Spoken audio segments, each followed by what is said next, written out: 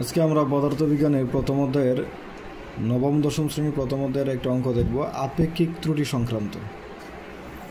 আমরা প্রশ্নে দেখতে পাচ্ছি একটি বর্গাকৃতি বইয়ের দৈর্ঘ্য হচ্ছে 10 সেন্টিমিটার, কিন্তু যদি পরিমাপে 10% আপেক্ষিক ত্রুটি থাকে তাহলে বইয়ের ক্ষেত্রফলে আপেক্ষিক ত্রুটি কত হবে? দৈর্ঘ্য পরিমাপ 10 সেন্টিমিটার করলাম আমরা, কিন্তু এদের ত্রুটি ছিল 10% আপেক্ষিক ত্রুটি। তাহলে ক্ষেত্রফলের ক্ষেত্রে আপেক্ষিক ত্রুটি কত হবে?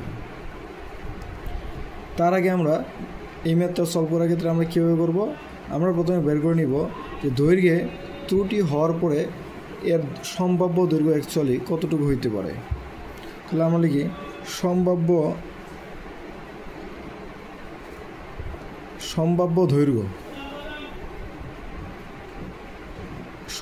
দৈর্ঘ্য কত হতে পারে? মাপছিলাম কত আমরা 10। এখন যেহেতু 10% ত্রুটি ছিল 10%, তাহলে এখানে কী হবে? আমরা দেব প্লাস মাইনাস বেশি হইতে পারে কমও হইতে পারে ত্রুটিটা।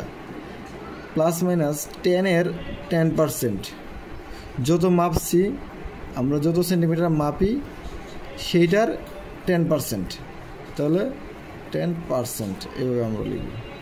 প্রথমে লিখব যে দৈর্ঘ্যটা আমরা পরিমাপ করছি সেই 10, তারপরে প্লাস মাইনাস দিয়ে আবার ওই দৈর্ঘ্যটা 10 ইন্টু যত পার্সেন্ট বলে দেওয়া থাকবে। এখানে 10% বলে দেওয়া ছিল, তাই এখানে 10% দিলাম। আমরা সলভ কীভাবে করব? 10 প্লাস মাইনাস 10 ইন্টু 10% মানে কি? পার্সেন্টেজ মানে 1/100, 10% মানে হচ্ছে 10/100। এখন আমরা যদি এটাতে কাটাকাটি করি, 0 0 কাটা, এই 0 কাটা, থাকে কত? 1 1 1, তার মানে 10 প্লাস মাইনাস 1, এটা হচ্ছে আমাদের উত্তর। তাহলে এখানে আমরা লিখতে পারি সর্বোচ্চ দৈর্ঘ্য আর সর্বনিম্ন দৈর্ঘ্য।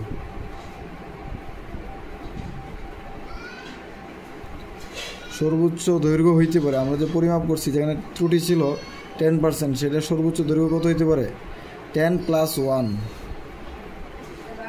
মানে হচ্ছে 11 সেন্টিমিটার।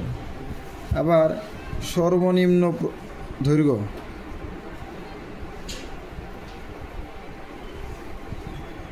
কত হইতে পারে? সর্বনিম্নটা হচ্ছে -10 - 1, তার মানে 9 সেন্টিমিটার।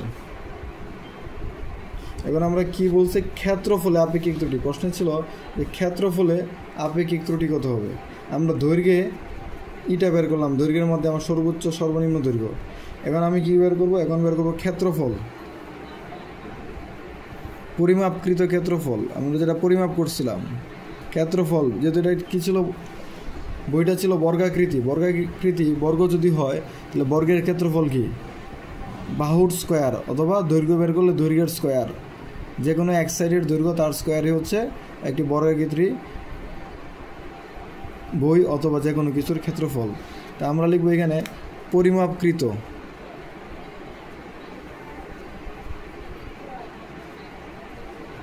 ক্ষেত্রফল কত হবে?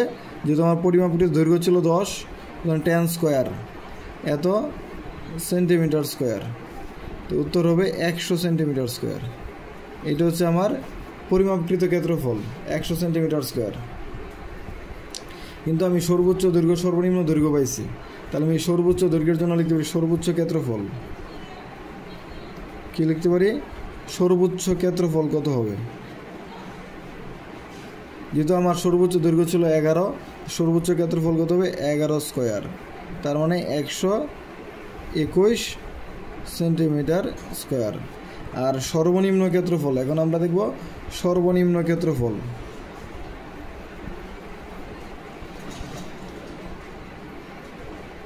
কত ছিল আমার সর্বনিম্ন ক্ষেত্রফল? সর্বনিম্ন দৈর্ঘ্য ছিল 9, সর্বনিম্ন দৈর্ঘ্য যেহেতু 9, তাহলে সর্বনিম্ন ক্ষেত্রফল কত হবে? 9 স্কোয়ার সমান 81 সেন্টিমিটার স্কোয়ার। এখন এই যে সর্বোচ্চ ক্ষেত্রফল আর সর্বনিম্ন ক্ষেত্রফল, এটার আমরা ডিফারেন্স, পার্থক্য বের করব। এটা হচ্ছে ক্ষেত্রফলে ত্রুটি। এটাই কি? ক্ষেত্রফলে ত্রুটি। এটা আমরা এভাবে বের করবো না, এটা 100, যে আমরা যে পরিমাপকৃত ক্ষেত্রফল, এই পরিমাপকৃত ক্ষেত্রফলের সাথে এই দুইটার সর্বোচ্চ আর সর্বনিম্ন এটা আমরা তুলনা করব। তাহলে আমার লাগে সর্বোচ্চ ত্রুটি। সুতরাং ক্ষেত্রফলে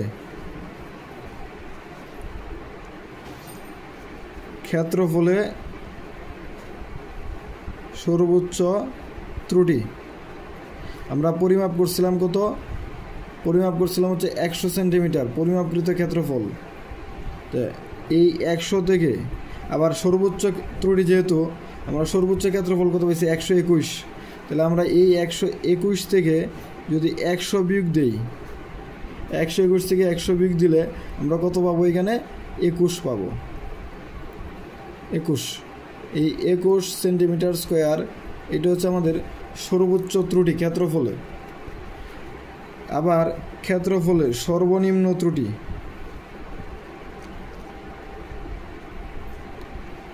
সর্বনিম্ন ত্রুটি কত হবে? 100, পরিমাপকৃত কত ছিল 100, আর সর্বনিম্ন ক্ষেত্রফল আমরা কত পাইছিলাম? 81। সুতরাং এই 81 বিয়োগ দিব, 100 থেকে 81 বিয়োগ দিলে থাকে কত? 19 সেন্টিমিটার। তাহলে আমরা পেয়ে গেছি সর্বোচ্চ ত্রুটি আর সর্বনিম্ন ত্রুটি। এখন আমরা লিখব আপেক্ষিক ত্রুটি। সুতরাং আপেক্ষিক ত্রুটি,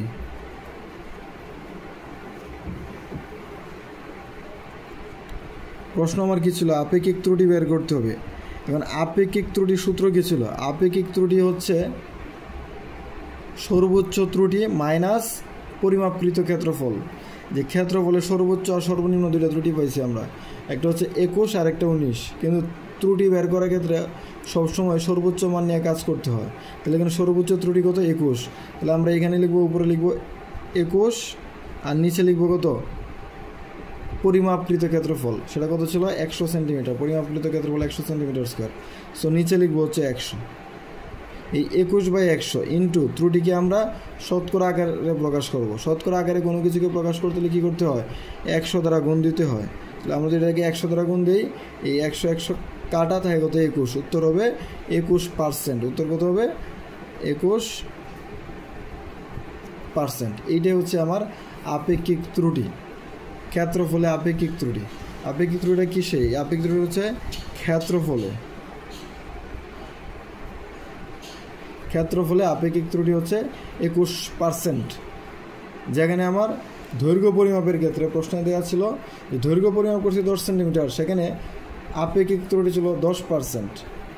দৈর্ঘ্য পরিমাপে আপেক্ষিক ত্রুটি 10% হলে ক্ষেত্রফলে কত হবে? 21%, যেটা আমরা উত্তরে দেখে আসলাম। আপেক্ষিক ত্রুটি হচ্ছে 21%, এটা হচ্ছে আমাদের অ্যান্সার। আজকে পর্যন্তই, ধন্যবাদ।